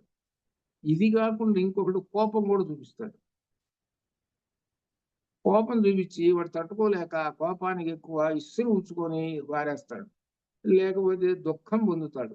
అనగా అర్థాలు ఏమిటి? వీడికి 6 శత్రువులు నెమ్మదిగా లోపల చేరారు వీడికి, అది అర్థం. ఈ 6 శత్రువులు చేరి ఇక నెమ్మదిగా బలపడతారు. అది బలపడ్డప్పుడు మొండి వేషాలు వేయటం, ఇక రకరకాలు ఈ విధంగా. ఇదంతా ఎక్కడి నుంచి వస్తాయి అని అంటే, మొట్టమొదటి ప్రారంభంలో వచ్చి తల్లి దగ్గర నుంచి వచ్చింది. తల్లి కూడా అట్లే పెరిగింది, వీడు కూడా అట్లే పెరుగుతాడు, అంతే ఇది. అందుకనే మొట్టమొదటి ఏం చెప్పారని అంటే, తల్లి తండ్రి. ఏమన్నారు? తల్లి తండ్రిని పార్వతీ పరమేశ్వరులు అన్నారా లేదా? మరి పార్వతీ పరమేశ్వరులతో పోల్చి ఎందుకు అంటున్నారు? జ్ఞానస్వరూపులు కదా. నువ్వు జ్ఞానస్వరూపులు అయితేనే కదా నీ సంతానం నిన్ను పార్వతి పరమేశ్వరులు అనేది. అది అంతటి అర్థం ఉంది అనమాట. అందుకని ఈ జన్మలో ఏంటంటే ఎప్పుడు చూసినా సుఖాలు అనుభవించడం కాదయ్యా, జ్ఞాన సుఖం అనుభవించాలి. అది ఇప్పుడు కొత్త వాళ్ళు ఒక 30 ఏజ్ ఉందనుకో, త్రిదశ అంటే 30 సంవత్సరాలు ఉన్నటువంటి అబ్బాయికి కానీ అమ్మాయికి కానీ, అయ్యా వెళితే చెబుతాను నేర్చుకోవయ్యా, అర్థం చెబుతానంటే నాకేం అక్కర్లేదు పోవాయా అంటారు. ఎందుకు? ఆ వయస్సులో ఏం చేస్తుంది అనమాట, ఆ వయస్సు వాటి మీద ఉంటాయి, విషయ సుఖాల వాంఛ మీద ఉన్నప్పుడు ఇదేమి బుర్రకెక్కదు వాడికి. వాడు ఎప్పుడో శుభ్రంగా అంతా అయిపోయిన తర్వాత 60కో 70కో వచ్చినప్పుడు అప్పుడు నెమ్మది. అప్పుడు ఏమవుతాయి, కాలం ఎంత ఉంటుంది వీడికి, తొందరగా పోయేటట్టు కాదు. ఇది దీనిలో మరి ఆ లెక్క ప్రకారం చూస్తుంటే వెనక మహాకవులు వీళ్ళందరూ కనుక ఉంటే, వాళ్ళందరూ చూస్తుంటుంటే మొదటి వయసులోనే వాళ్ళు ఎంతటి గొప్పవాళ్ళు అయినారు. కొంతమంది ఉన్నారు, వాళ్ళందరూ ఎట్లా ఉంటారనంటే చాలా గొప్పగా జ్ఞానజ్యోతుల్లాగా ప్రకాశించేటువంటి వాళ్ళు కొంతమంది కనపడుతుంటారు. వాళ్ళు పరమాత్మ స్వరూపులు. అందుకనే వాళ్ళకి వయసు వచ్చే కొద్ది కూడా నేర్చుకోవాలి. ప్రతి విషయంలో కూడా జ్ఞానశక్తి ఉన్నది. మనం చదువుకునే టెక్నాలజీలో కూడా జ్ఞానశక్తి ఉంది, చాలా మందికి తెలియదు. ఇప్పుడున్నటువంటి టెక్నాలజీ చదువుతున్నారు అందరూ. అదే రోజు మీరు లలిత రహస్యాస్త్రం అమ్మవారిని రోజు చూస్తున్నారా, లలిత అమ్మవారి యొక్క శక్తిరా పనిచేస్తున్నది. అది మీకు మాకేం తెలుసా, మీ గుడికే పోమే, అసలు మేము లలిత అంటారేమిటి అని అంటారు. అరే నీ చేతిలో ఉన్నది లలితా పరమేశ్వరేరా, అది ల్యాప్టాప్ ఉంది, అదే తెలుసా నీకు? ఆ చిన్న ల్యాప్టాప్ లో ప్రపంచం కనపడుతున్నదా లేదా? ఏమిటి మరి అంత శక్తి ఎందుకు కనపడాలి? అదే మహాశక్తి, అది అర్థం చేసుకో జాగ్రత్తగా అని ఒకళ్ళు అడిగారు నన్ను, ఎవరు ఈ విధంగా సందేహంగా. ఏమండి మాకు అసలు రోజు ఆఫీసు పోవడంతో సరిపోతున్నదండి, లలిత ఎక్కడ? కాదే, నువ్వు లలితని బదులు చంకలో పెట్టుకొని పోతున్నావు ఆఫీస్కి, పోగానే ఓపెన్ చేసేసి ఆ విధంగా నువ్వు చేస్తున్నావు అని అంటే, ఆ 30 రోజులు చేస్తున్నావు కాబట్టి 1వ తారీఖు జీతం వస్తున్నది. ఎవరు ఇస్తున్నారు జీతం? నీకు అమ్మవారు ఇస్తున్నది. నీకు అది లేకుండా చెయ్యి మరి చూద్దాం. ఇంకే ఆ కంప్యూటర్ లేదు, ఆ ల్యాప్టాప్ లేదు, ఓ ఆఫీసు పో, చెయ్యి చూద్దాం, 1వ తారీఖు జీతం వస్తుందేమో. అంటే ఏమిటి? మనం చేసేటువంటి దానిలో జాగ్రత్తగా అర్థం చేసుకుంటే దానిలో తత్వపరంగా పరమాత్మ తత్వం ఏమిటి ఉన్నది, అది అర్థం చేసుకో. అది అర్థం. మన క్రియలు ఎటువంటివి ఉన్నాయో చూసుకునే జాగ్రత్తగా, అది అట్లా గొప్ప విశేషం. మన క్రియలు అన్నింటిలో కూడా పరమాత్మ తత్వం ఉన్నది, అదంత తేలిగ్గా భావించుకోకూడదు. ఒక పారాయణ చేస్తున్నా సరే, అలానే సుందరకాండ పారాయణ కానీ, ఒక యజ్ఞం కానీ, లేకపోతే ఏదైనా ఇటువంటివి కూడా కాబట్టి వాటిల్లో తత్వం ఏందో అర్థం చేసుకోవాలి. ఈ సందర్భంలో అంటూ వరాహముని గురించి చెబుతూ, ఈ వరాహం కామాదుల్ని తీసేస్తుంది అని చెబుతున్నాడు. అనగా మనలో కామాదులు ఉన్నంతసేపు ఈ అజ్ఞానం అనేటువంటిది ఉంటుంది. ఈ కామాదుల్ని మరి ఏం చేయాలి మరి, లేకపోతే ఎట్లాంటి కామాదులు? ధర్మ అర్థ కామ మోక్షములు అని చదువు పురుషార్థం. అవును, రైట్ అయ్యా, అవి కావాలి. దీనికి వ్యతిరేకంగా రాక్షసులు కామ క్రోధ లోభ మోహ మదమాశ్చర్యములు అనేవాళ్ళు ఉన్నారయ్యా. వీళ్ళు గనక లోపల ప్రవేశించారంటే నీ 4 పొందలేవు. ఈ 6 శత్రువులు మన వెంట వస్తూ ఉంటుంటారు. వీళ్ళు ఎలా వస్తుంటారనంటే, నీవు పూర్వజన్మలో గత జన్మలో కానీ ఈ జన్మలో కానీ చేసేటువంటి ఏవైతే అధర్మాలు ఏవైతే ఇటువంటివి ఉన్నాయో వాటిని ఆధారంగా చేసుకొని వస్తారు. వీళ్ళకి ఆధారం ఉంటేనే లోపలికి వస్తారు, లేకపోతే రారు. వచ్చి వీళ్ళు ఏం చేస్తారనమాట, ఈ రథాన్ని పడగొట్టేస్తారు. నీ శరీరం అనే రథాన్ని పడగొడతారు కానీ దీనిలో చెబుతున్నారు. కాబట్టి కామరాగుల యందు చాలా జాగ్రత్తగా ఉండాలి అని చెబుతున్నారు. కాబట్టి కామాదుల్లో ప్రవేశించకుండా వాటిని జయించాలి. అందుకోసమని వారాహీదేవిని ఉపాసించము, అది అర్థం. ఇక్కడ వారాహీదేవిని ఉపాసించము. సౌందర్యలహరిలో వారాహీదేవి వచ్చింది. ఎక్కడ వచ్చింది? ఏ శ్లోకంలో వచ్చింది? వారాహి దంష్ట్రా మురరిపు వరాహస్య దంష్ట్రా భవతి. అక్కడ మురరిపు వరాహస్య అక్కడ పుల్లింగ రూపంలో విష్ణుమూర్తి వరాహము పుల్లింగం చేశారు, ఇక్కడ వారాహి స్త్రీలింగం చేశారు. ఏం లేదు, ఒకటే పరబ్రహ్మం అక్కడ అనమాట. అక్కడ ఇక్కడ ఏం తేలేదు, ఒకటే వారాహి పరబ్రహ్మం అనమాట. ఆ పరబ్రహ్మము వారాహి దేవుని ఉపాసిస్తే రాక్షస శక్తులు 6 శత్రువులు నశిస్తారు. ఇది కాబట్టి మనలో ఉన్నటువంటి 6 శత్రువులు, ఈ 6 శత్రువులు ఎక్కడ ఉంటారండి శరీరంలో అని ఒక ప్రశ్న వేశారు. ఎక్కడుంటారు, చేతిలోనా కాళ్ళలోనా ఎక్కడుంటారు అనేటువంటి. వీళ్ళు 6 శత్రువులు మూలాధారంలో ఉంటారు, కింద ఉంటారు వీళ్ళు ఎప్పుడు. ఈ శత్రువులు వీళ్ళందరూ డౌన్ లో ఉండి పైకి వస్తుంటారు, వీళ్ళు మెట్లు ఎక్కుతుంటారు, వీళ్ళు డౌన్ లో కూర్చుంటారు. వీళ్ళు ఈ 6 శత్రువులు వీళ్ళు విజృంభిస్తూ ఉంటారు. 6 శత్రువులు కింద నుంచి పైకి విజృంభిస్తూ ఉంటుంటారు అనమాట. వీళ్ళు అది ఆ విజృంభణ అనేటువంటిది లేకుండా వీళ్ళని బయటికి తరవాలి. అది వీళ్ళని బయటికి తరివేసేస్తే కిందే ఉన్నారుగా, మొదటి ప్లేస్ లోనే ఉన్నారు, గేట్ దగ్గరే ఉన్నారు. వీళ్ళు గేటు దగ్గర ఉన్నటువంటి తొందరగా బయటికి తరవచ్చు, గేటు దగ్గర ఉన్నాడు తొందరగా బయటికి పంపించవచ్చు. పైదాకా వచ్చేయడం కష్టం. అంటే లేతలో ఉన్నప్పుడే వీటిని పంపించేసేయాలి, అది చిన్న వయసులో ఉన్నప్పుడు బయటికి పంపించాలి. అది అనమాట. అని ఈ కామాదులు 6 శత్రువులను పంపించేసేయాలి. ఆ పంపించడానికే వారాహి మాత. ఇది కిరి అనగా సృష్టి చక్రం అనగా సమూహం. కిరి చక్రం అని సృష్టి చక్రం అని కూడా అర్థం. దీని అనుసరించి సృష్టి స్థితి లయములో గ్రహించాలి. మానవుడు సృష్టి స్థితి లయాల్లో చిక్కుకొని ఎల్లప్పుడూ దండనాథుని యముడికి వశమై ఉన్నాడు. అట్లుగాక వారాహి అను దండనాథ దేవికి వశమైనది, దండధరుడైన యమునికి వశము కాదు. అంటే అమ్మవారి చేతిలో, వారాహి అమ్మవారి చేతిలో దండం ఉంటుంది, ఒక దండం ఉంటుంది. ఈ దండం ఏమిటనంటే ఎవరిని చూపిస్తుంటుందంటే ఈ దండము మృత్యువుకి చూపిస్తుంటుంది. మృత్యు అనేటువంటి దానికి అర్థం ఏంటో యమధర్మరాజు. యమధర్మరాజు చూపిస్తుంటుంది. నీవు గనక ఎవరినైనా పట్టుకున్నావా, ఇదిగో దండం నీ మీద వదిలేసి నీ మీద వేస్తా, నువ్వు చస్తావు ముందు. అంటే అర్థం ఏంటో తెలుసా, ఎంత దూరం తీసుకుపోయినాడు. శివుడు ఏం చేశాడు, ఈ మార్కండేయుడు మంత్రం చెప్పుకుంటూ చదువుకుంటున్నాడు. ఏమిటది, త్రయంబకం యజామహే సుగంధిం పుష్టివర్ధనం. ఇది అందరూ కూడా ఈ రోజు నేను మామూలుగా నా అభిషేకంలో వస్తుంటుంది, అభిషేకంలో చేస్తుంటా. త్రయంబకం యజామహే సుగంధిం పుష్టివర్ధనం ఉర్వారుకమివ బంధనాత్ మృత్యోర్ముక్షీయ వారుతాత్ అని అనుకుంటూ శివలింగం కూర్చున్నాడు. యముడు వచ్చాడు. యముడు వచ్చేసేసి టైం అయిపోయింది అబ్బాయి, నీకు అయిపోయింది కాబట్టి నేను తీసుకోవాలి, నువ్వు బయటికి రావరా అని అంటాడు. నేను రాను అంటాడు. నీ శివుడు ముందు కూర్చున్నా, నేను రాను అంటాడు. రాకపోతే ఎట్లయ్యా, నా డ్యూటీ తీసుకోవాలి కదా నిన్ను. నేను రాను. సరే రావా, నువ్వు ఇక పాశ ఉంది కదా, అది విసిరేస్తాను.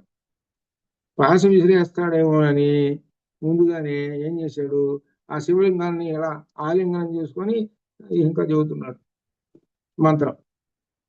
ఆ చెబుతుంటే ఓహో నువ్వు ఇట్లా రావా, శివలింగంతో సహా తీసుకుపోతా నేను, అప్పుడు ఏం చేస్తావు అని ఆ శివలింగానికి తాడేసేసాడు.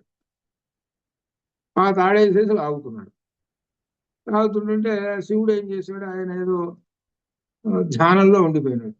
ఆయనకి ఏంటంటే ఆయన తలకాయకి మెడకాయ ఒక తాడేసి ఎవడో లాగుతున్నట్టు అనిపించింది. ఎవడరా నువ్వు లాగేవాడు, కళ్ళు తెచ్చాడు. కళ్ళు తెచ్చేటప్పుడు వీడు కనపడుతున్నాడు యమధర్మరాజు.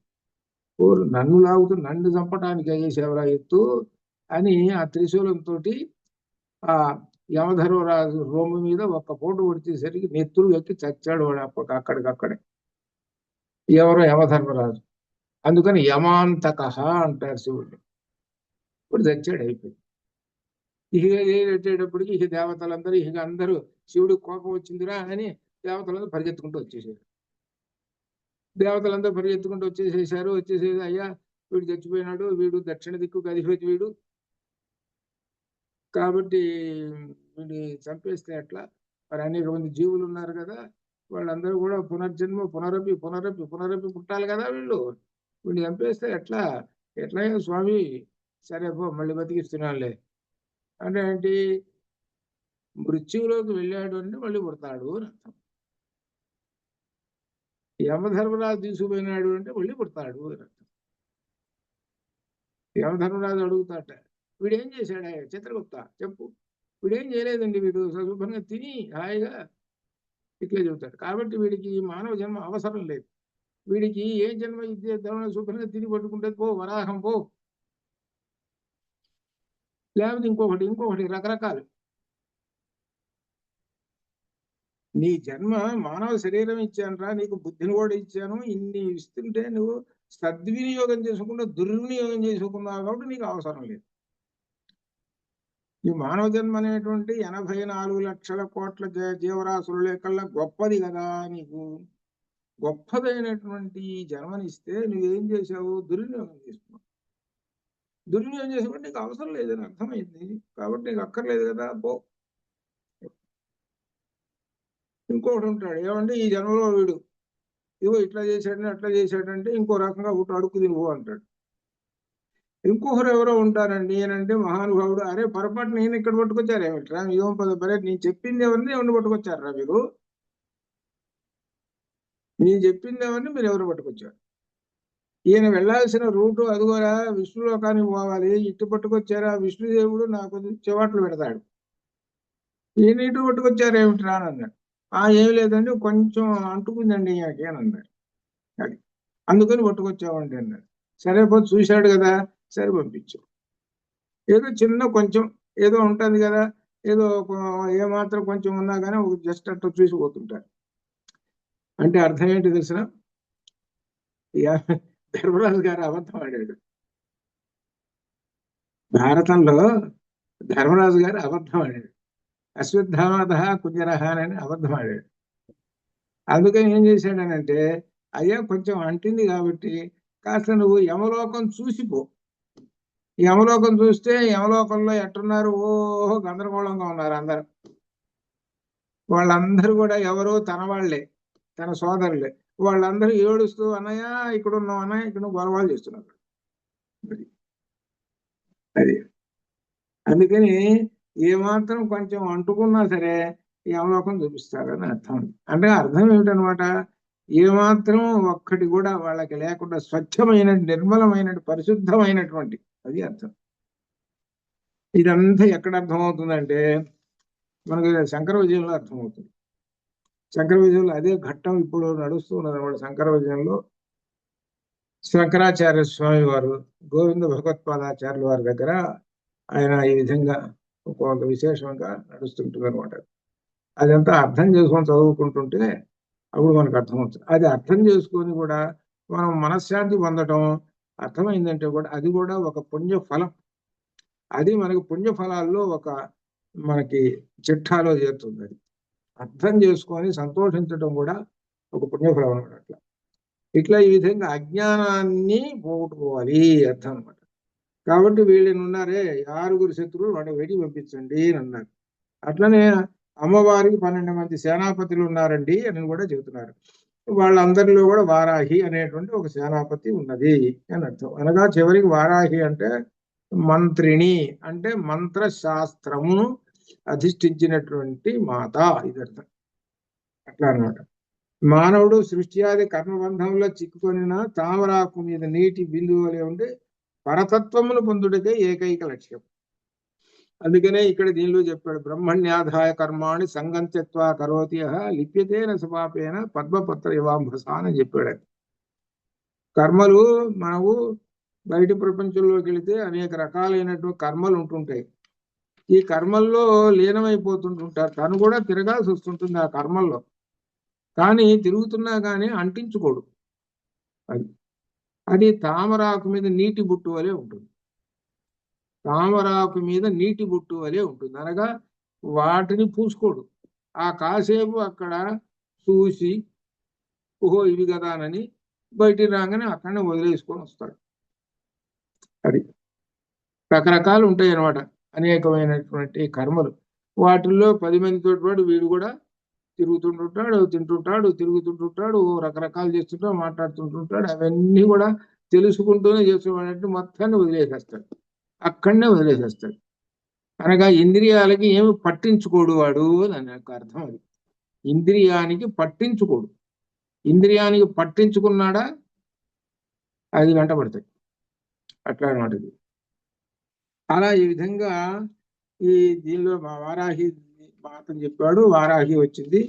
ఆ తర్వాత గొప్ప విశేషమైనటువంటి 71వ మంత్రంలో షోడశాక్షరిలో 14వ దేవత. ఈ 14వ ఇది దీనిలో 71వ అంటే ఇక్కడ విశేషం 14. 14 అంటే అర్థం ఏంటంటే చతుర్దశి, అదే అర్థం. 14వ తిథి. ఈ తిథి మండలాలను గురించి మీకు పంపించాను కూడా, మనకి తిథి మండలాలు మన బాలాజీకి ఇదివరకు పంపించినట్టున్నాను. అట్లా మిగిలిన వాళ్ళకు కూడా అందరికి కూడా పంపిస్తుంది. తిథి మండల దేవతలు అంటే ఇవాళ సప్తమి తిథి. సప్తమి అంటే అర్థం ఏమిటి? 7వ రోజు అని అర్థం. సప్తమి అంటే 7వ రోజు అంతే, దాని అర్థం ఏం లేదు. అష్టమి అంటే 8వ రోజు అని అర్థం. దశమి అంటే 10వ రోజు. ఏకాదశి అంటే 11వ రోజు. అంటే సంస్కృతంలో చెబుతాం, అంతే ఏం లేదు. తెలుగులో చెప్పండి అని అంటే ఇవాళ 7వ రోజు. ఏంటయ్యా 7వ రోజు? అది అర్థం. అదే అనమాట. కాబట్టి ప్రతిరోజు 24 గంటల సేపు, ప్రతిరోజు అంటే ఒక రోజు అంటే 24 గంటలు. ఈ 24 గంటలు అమ్మవారు ఒక పేరుతోటి ఉంటుంది, అది అర్థం. ఇది తిథి మండల దేవతలు. ప్రతిరోజు అమ్మవారు ఒక పేరుతో ఆ 24 గంటలు ఉంటుంది, ఒక్కొక్క పేరుతోటి ఉంటుంది. అట్లా ఎన్ని పేర్లు ఉన్నాయి అంటే అమ్మవారికి మొత్తం 16 కళలు కదా, 16 పేర్లు. చంద్రుడికి 15వ కళతోటి పూర్ణం వచ్చేస్తుంది. చంద్రుడికి 15, చతుర్దశి అయిపోయింది, పూర్ణమి. పూర్ణమితోటి 15వ కళ వచ్చేస్తుంది. 16వ కళ ఉంది కదా, ఈ 16వ కళ ఎక్కడ ఉన్నది అని అంటే అమ్మవారి దగ్గర ఉన్నది. అది అమ్మవారి యొక్క శిరస్సు మీద ఉన్నది. అదే కళాభ్యాం చూడాలంకుర శశికళాభ్యాం నిధికపఫలాభ్యాం భవతు. అది ఆ కళ అనేటువంటిది ఏమిటనంటే పార్వతీ పరమేశ్వరుడు ఇద్దరూ కలిసినటువంటి 16వ కళ అది. అది ఆ కిరీటం పైన ఉన్నటువంటి అన్నమాట 16వ కళ అన్నమాట ఇది. కాబట్టి మొట్టమొదటి దగ్గర నుంచి 15 ఎవరు? ఈ తిథి మండల దేవతలు. ఇక 16వ దేవత అనేటువంటిది ఏంటంటే నిత్యా దేవత. 16వ దేవత నిత్యా దేవత. ఈ నిత్యా దేవత అనేటువంటి ఆమె ఆ అమ్మవారితోటి ఉంటుంది అనమాట. ఇట్లా పేరు. తర్వాత మనకి ఈ విషయానికి వచ్చినప్పుడు చెప్పుకోవచ్చు. ఇది ఇట్లా అనమాట. అష్టమి తిథి. ఇక 16వ కళ మహానిత్య. మహానిత్య అనే పేరుతోటి 16వ కళ. మహానిత్య ఈజ్వల్ టు అమ్మవారు అని అర్థం అనమాట. ఈ 16 కళలు, దీనిలో 14వ కళ చెబుతున్నారు. 14వ కళ ఏమిటనంటే ఇక్కడ చతుర్దశి. ఆ చతుర్దశి రోజున అమ్మవారు ఏ పేరుతోటి ఉంటుంది అది అర్థం. ఏ పేరుతోటి ఉంటుంది? జ్వాలామాలిని అనే పేరుతోటి. ఇవాళ సప్తమి కదా, కృష్ణపక్ష సప్తమి కదా. కృష్ణపక్ష సప్తమి కాబట్టి ఇవాళ ఏ కళతోటి ఉంటుంది అని అమ్మవారు. ఏ కళతోటి ఉంటుంది అని అంటే దీనిలో శివదూతి అనే కళతోటి ఉంటుంది. ఇదిగో నేను ఒక పట్టిక ఒకటి తయారు చేశాను, ఇదివరకు పంపించాను కూడా. శివదూతి అనే పేరుతో ఉంటుంది అమ్మవారు. ఇవాళ 7. రేపు అష్టమి దగ్గరకు వచ్చే త్వరిత అనేది ఉంటుంది. ఇది కృష్ణపక్షంలో. అనే ఏంటనో రౌండ్ అవుతుంటుంది కదా చంద్రుడికి. 15 కాగానే 15, 15, 15 అట్లా శుక్లపక్షం కృష్ణపక్షం అట్లా అనమాట. ఆ పేర్లే తిరుగుతూ ఉంటుంటాయి అనమాట.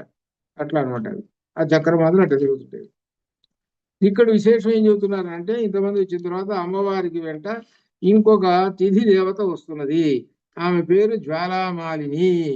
జ్వాలామాలిని పేరు కూడా చతుర్దశి తిథి ఆక్షేపి నిర్మింపబడినటువంటి అమ్మవారు. ఎలా ఉంటుందంటే అగ్ని ప్రాకారము, చుట్టూ అగ్ని ఉన్నది, చుట్టూ అగ్ని వలయం ఉన్నది, మధ్య భాగమున ఉంటున్నది అమ్మవారు. ఇది ఏమిటో శుక్లపక్ష చతుర్దశి తిథి. అది శుక్లపక్షంలో తెల్లగా ఉంటుంది. ఇది రేపు పూర్ణమి, అప్పటికి తెల్లగా ఆకాశం కనబడుతుంటుంది, రాత్రంతా తెల్లగా కనబడుతుంటుంది, శుక్లం తెల్లగా ఉంటుంది. ఆ చతుర్దశి తిథి దేవత జ్వాలామాలతి అగ్ని ప్రాకారం మధ్య భాగంలో ఉన్నది అమ్మవారు. చుట్టూ ఏమిటనమాట అగ్ని ప్రాకారం ఉంది, మధ్యలో జ్వాలామాలిని అమ్మవారు ఉన్నది. ఆ అమ్మవారు వచ్చింది యుద్ధానికి, అమ్మవారితో సహాయం చేయటానికి. ఈమె ఏంటి ఏమిటి సహాయం చేయటం అనేటువంటి దీనిలో ఉంటుంది. ఇక్కడ విశేషం ఏమిటంటే శ్రీచక్రాన్ని గురించి చెబుతున్నారు. శ్రీచక్రంలో 5 అమ్మవారి కోణములు, అయ్యవారి కోణాలు 4. ఈ రెంటి వలన అగ్ని ప్రాకారాలు ఏర్పడతాయి. ఈ రెండు కలిసేయటం వలన అగ్ని ప్రాకారాలు ఏర్పడతాయి, శ్రీచక్రం ఏర్పడుతుంటుంది. దీని మధ్యలో లలితాదేవి బిందు రూపంలో ఉంటుంది. ఇది ఇక్కడ విశేషమైనది అర్థం చేసుకోవాలి. ఇది పెద్ద సైన్స్. ఇది పెద్ద సైన్స్. ఈ సైన్స్ బాగా ముఖ్యంగా తెలుసుకోవాల్సింది ఎవరంటే యువతీ యువకులు. అంటే అర్థం ఏంటి? ఎవరంటే ఈ సంతానాన్ని పొందటానికి ఇంకా అర్హులు ఎవరైతే ఉన్నారో అనగా అర్థం ఏంటనమాట, ఈ సంతానం రాలేదు, ఏదో మ్యారేజ్ చేయడం కొత్తలో అనుకుందాం, వాళ్ళకి సైన్స్ కనుక తెలిస్తే వాళ్ళు ఆ సంతానం వచ్చేటువంటిది మంచి సంతానం వస్తుంది. ఏమిటంటే దీనిలో ఉండేటువంటిది 5 శక్తి చక్రాలు, 4 శివ చక్రాలు. ఈ చక్రము అన్నాడు, లేదా శక్తులు ఎట్టయినా సరే. స్త్రీ దగ్గరేమో 5 శక్తులు ఉంటాయి, పురుషుడి దగ్గర 4 శక్తులు ఉంటాయి. ఈ 5 + 4 9 కలుస్తాయి. ఈ 9 కలిస్తే ఈ శ్రీ చక్రం ఏర్పడుతుంది. శ్రీ చక్రానికి 9 చక్రాలు. ఈ అనగా అర్థం శ్రీచక్రం ఏర్పడుతున్నట్టు ఈ శరీరం ఏర్పడుతుంది. ఈ శరీరం ఏర్పడటానికి 5 శక్తివి, 4 ఇవి. అదే సౌందర్య లహరిలో మొట్టమొదట శివశక్త్యాయుక్తో యది భవతి శక్త ప్రభవితం. ఇదనమాట. దీనిలో 5 శక్తి చక్రాలు ఏమిటి అనేటువంటి ఒక ప్రశ్న. ఇది 5 శక్తి చక్రాలు అనేటువంటివి చాలా గొప్ప విశేషమైనటువంటి. ఈ శరీరంలో ఒక రకంగా చెప్పాలంటే మొత్తం ఈ శక్తి చక్రాల్లో త్రిగుణాలు ఉంటాయి.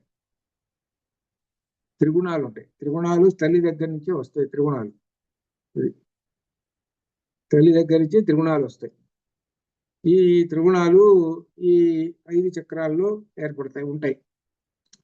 విశేషం ఏంటంటే ఈ చక్రాలు ఏం చేస్తుంటాయి అంటే, తల్లి చక్రాలు తల్లి నుంచి వచ్చినటువంటివి శరీరాన్ని పోషిస్తుంటాయి, శరీరాన్ని పెంచుతూ ఉంటుంటాయి. కొంతమంది మీరు చూసారో లేదో, ఏమిటనంటే ఆ కుర్రవాడిని చూడంగానే, ఇక్కడ కూడా నేను కొంతమంది చూస్తుంటా కూడా, ఆ కుర్రవాడిని చూడంగానే మీ అమ్మగా వాళ్ళ అమ్మ గుర్తుకొస్తుంది. అంటే అర్థం ఏంటో తెలిసిన, మగపిల్లవాడికి తల్లి పోలిక రావడం అదృష్టం. అది మగపిల్లవాడికి తల్లి పోలిక రావటం ఇష్టం. అట్టనే ఆడపిల్లకి తల్లి పోలిక రావటం అంటే ఆపోజిట్ గా వస్తాయి. చూడండి, అది అనమాట. అది ఎట్లా వస్తాయి. ఇంకొక విశేషాలు ఏమిటంటే, తండ్రి దగ్గర నుంచే ఆ జీవుడు అనేవాడు వస్తాడు. తర్వాత తల్లి దగ్గర నుంచి మొత్తం శరీరం మొత్తం పోషించేసేస్తుంది. శిరస్సు కానీ, మధ్య భాగాలు కానీ, ఇవి కానీ అన్ని కూడా మొత్తం వచ్చేసేస్తాయి. అలానే బ్లడ్ అంతా తల్లి దగ్గర నుంచి వచ్చేసేస్తుంది. బ్లడ్ మొత్తం వచ్చేస్తుంది. అట్లా ఈ విధంగా ఏ భాగాలు తల్లి దగ్గర నుంచి వస్తాయి? తండ్రి దగ్గర నుంచి ఎముక, ఆ ఎముక ఉన్న చూశారు, ఈ ఎముక తల్లి దగ్గర నుంచి, ఈ ఎముకలో ఉన్న మధ్య భాగం తండ్రి దగ్గర నుంచి, ఇట్లా ఈ విధంగా ఆ శక్తులన్నీ కలిసి ఒక రూపాన్ని తీసుకొచ్చి పెడతాయి. ఒక రూపాన్ని తెచ్చిపెడతాయి. చాలా గొప్ప విశేషం ఏంటంటే ఒక జీవుడు అలా తయారు కావడం ఏమిటి? మనకు ఒక ప్రశ్న వేసుకుంటే వాడు 9 నెలలు అయిపోయింది. 9 నెలలు అంటే 9 3 27 270 రోజులు అంతే కదా లెక్క. ఈ 270 రోజులు అయిపోగానే వీడు బయటకు వచ్చేసేస్తున్నాడు. నెమ్మదిగా అట్ట పెరిగిపోయినాడు. ఓ పెద్ద ఇది అయిపోయినాడు వీడు. అంత క్రితం ఎక్కడున్నారు నువ్వు? వాడికి బర్త్డే చేస్తున్నారు. అబ్బాయి మా వాడికి 10వ రోజు బర్త్డే అండి. అందరినీ సరే బాగా ఎవరో 10 సంవత్సరాలు 10 సంవత్సరాల తర్వాత నువ్వు ఎక్కడున్నావురా? ఆ ముందు ఎక్కడున్నావు ఒకసారి చెప్పు. నీ ప్లేస్ చెప్పు. ఎవరు చెబుతారు? అడే కాదు మనమైనా చెబుతాం. ఎవరు చెబుతాం? అంతకుముందు ఎక్కడున్నావు, ఎట్టొచ్చావు? నువ్వు రావడానికి ఎట్లా ఏమిటి? ఒక ఇది పెద్ద యంత్రమా? పెద్ద యంత్రాలు అయితే మనం ఏదో తయారవుతుండేది ఒక వస్తువు. కానీ ఇది ఏమన్నా యంత్రమా? దీనికి కరెంటు పెట్టారా? దీనికి ఏమన్నా ఈ యంత్రానికి స్వతసిద్ధమైన కరెంట్ ఉంది. ఆ కరెంటే ఎవరు? పరమాత్మ. చైతన్యాధిష్ఠిత పరమాత్మ ఉన్నాడు. ఆ పరమాత్మ నడుపుతున్నాడు ఈ శరీరాన్ని అంతటిని నడిపి తాను తెచ్చుకునేటువంటి కర్మఫలాలన్నీ తెచ్చుకొని శుభ్రంగా ఒక చెట్టు మీద కూర్చొని పక్షి తింటుంటుంది. అట్లనే ఈ జీవుడు వాడికి ఒక ఆశ్రయం కావాల్సి వచ్చింది.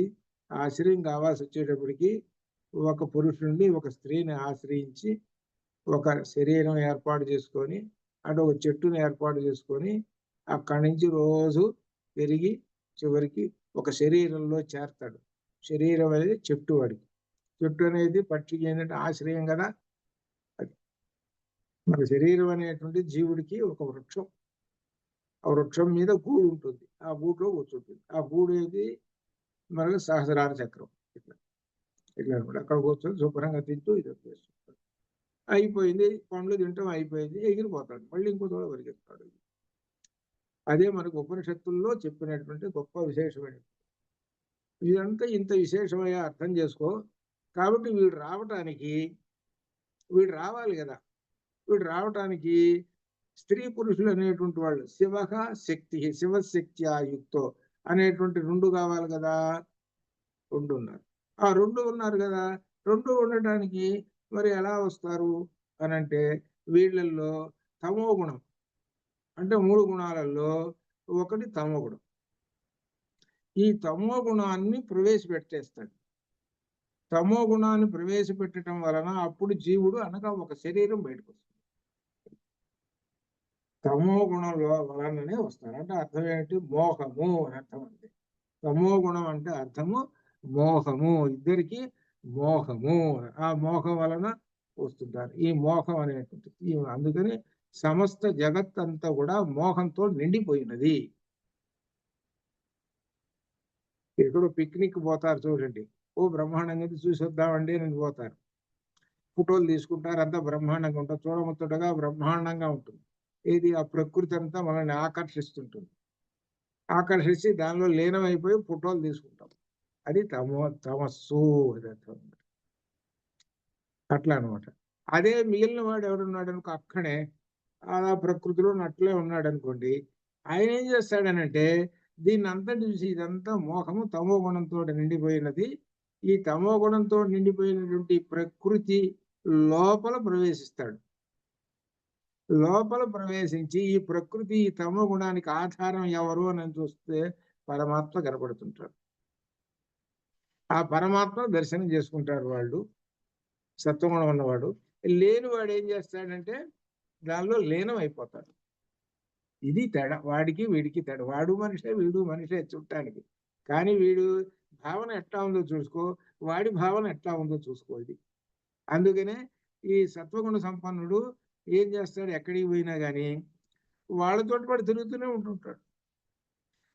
వాళ్ళు ఫోటోలు తీసుకుంటారు. అట్లా ఫోటోలు కాదు నిలబడమయ్యా నువ్వు కూడా ఫోటో అనే ఉంటాడు. అన్ని బాగానే ఉంటుంది. కానీ ఇక్కడ ఎట్లా ఉంటాడంటే సత్వగుణ సంపన్నుడు పరమాత్మ దర్శనంతో ఉంటాడు. వాళ్ళల్లో మమేకం కాదు. అదే బ్రహ్మణ్యాధాయ కర్మాణి సంగం త్యక్త్వా కరోతి యథా లిప్యతే రసపాటు. అట్లా అనమాట. అది అందువలన అలా ఉంటాడు సత్వగుణ సుఖుడు. ఇవన్నీ ఎలా వీడు పొందుతాడు అని అంటే అమ్మవారి యొక్క మంత్రశక్తి, అమ్మవారిని అర్థం చేసుకుంటే, అమ్మవారి అనగా అర్థము పరబ్రహ్మ స్వరూపము అర్థం. పరబ్రహ్మాన్ని అర్థం చేసుకున్నటువంటి వాడు లేక పరమాత్మ ఎట్టయినా సరే అర్థం చేసుకొని వాక్ శక్తి చేత ఉపాసన చేసేవాడు. వాక్ శక్తి, ఆ వాక్ శక్తినే ఇంకొక రకంగా మంత్రము. రకరకాల మంత్రాలు, రకరకాల దేవతలు అన్ని కూడా నదీనాం సాగరోగతి. ఓం హ్రం ఆంజనేయాయ నమః అంటాం, అదొక శక్తి. అది ఓం హ్రము ఆంజనేయాయ నమః. ఆంజనేయ స్వామి ఇవాళ శనివారం కదా. ఓం హ్రౌం, హ్రౌం అనే బీజం ఆంజనేయ స్వామి గారికి. ఓం హ్రం ఆంజనేయాయ నమః అని అంటాడు. అని అనమాట. అనగా దేవుడు అన్ని కూడా నదీనా సాగరికత పరబ్రహ్మాన్ని వెళ్ళిపోతుంటే సర్వ మంత్ర శక్తులన్నీ. కాబట్టి ఆ మంత్రశక్తులు అనేటువంటివి కూడా రామచంద్రమూర్తికి 100 అస్త్రాలు ఉన్నట్టుగానే మనకు కూడా 100 అస్త్రాలు. ఆయన రామచంద్రమూర్తి దగ్గర బ్రహ్మాస్త్రం ఉన్నట్టుగానే మన దగ్గర కూడా ఏదో ఒక బ్రహ్మాస్త్రం ఉండాలి. ఏమిటా బ్రహ్మాస్త్రం అంటే బాలామంత్రము, శ్రీ విద్యామంత్రము, ఏదో ఒక మంత్రం బ్రహ్మాస్త్రం. ఆ బ్రహ్మాస్త్రం ఏంటి? అన్ని అస్త్రాల కన్నా గొప్పది. ఆ అస్త్రాల్లో అన్ని అస్త్రాలు లీనమైపోతాయి. అది అర్థం. అదేనమాట. అట్లా ఈ విధంగా అనమాట. జ్వాలామాలిని కాక్షిప్త వన్ని ప్రాకార మధ్యమ, ఆ తర్వాత బండ సైన్య వధోద్యుక్త. అబ్బో ఇది గొప్ప విశేషమైనది. రేపు మనం చెప్పుకుంటాం బండ సైన్య వధోద్యుక్త 72వ మంత్రం ఈ విధంగా చెప్పుకుందాము. అథవా శుభం భూయాత్. ఓం పూర్ణమద పూర్ణమిదం పూర్ణాత్ పూర్ణముదచ్యతే పూర్ణస్య పూర్ణమాదాయ పూర్ణమేవావశిష్యతే అసతో మా సప్తమయ తమసో మా జ్యోతిర్గమయ మృత్యోర్వామృతంగమయ. ఓం శాంతి శాంతి. శుభం భూయాత్.